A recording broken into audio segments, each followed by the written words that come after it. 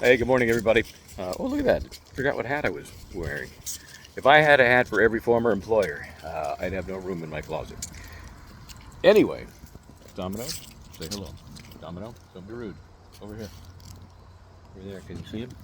Say hello. Okay. So, Kelsey Fitzsimmons case. Sources are telling me that the SJC, that is the Supreme Judicial Court of Massachusetts, is about to be delivered some paperwork. This is the case, of course, in which the former cop, current cop, I guess, she's just got her gun and official status back after having some time off for postpartum depression related to the birth of her, at the time, 5-month-old son, when she's visited by the cops at the request of the baby daddy. Allegations of either abuse or suspected suicide plot. It's a little fuzzy there, but the cops acted on it. The cops that Kelsey Fitzsimmons used to work with.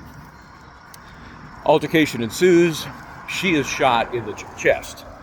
That causes her physical issues, 53 days in the hospital, and still got bullet fragments in her back. Causes her a lot of pain. And she's then arrested for assault, and because she whipped out her gun, allegedly to kill herself, but that's all very murky.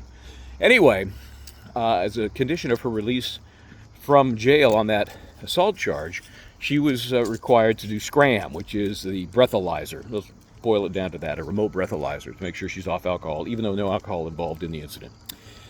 Well, that test caused her pain. Just the, deep breathing. I've never been shot in the chest. Pretty sure that it might impact whether I can take deep breaths or not. So, her attorney, Tim Bradle, goes in. They try and get the condition modified, maybe do urine test, something else. No, denied.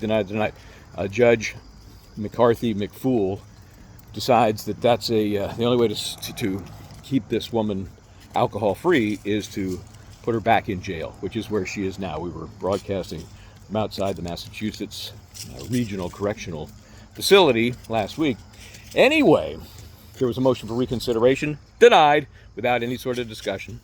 And so there she sits, Kelsey Fitzsimmons, in the jail, awaiting the next step. Well, I'm telling you, the next step is SJC appellate review, because that's being filed.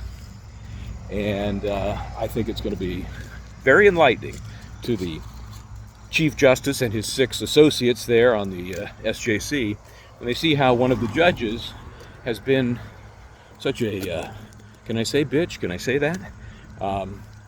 Just to ignore the humanity in this particular case, under the circumstances, to totally ignore them. In fact, some would suggest go out of her way to find a reason to put this woman back in jail pending trial. So that's the deal. Sources are telling me those papers are on the verge of being filed.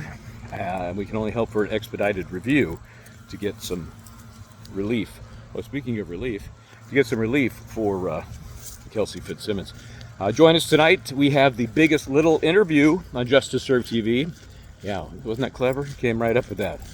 Didn't even have to use Chat GPT. Melanie Little will be on tonight for the first time, so we're excited about that. So join us 6 o'clock. We will be live. We're working on another very interesting interview for maybe tomorrow. Still unclear whether that's going to work out or not, but it's a name you'll know. Let me put it that way. Okay, see you later.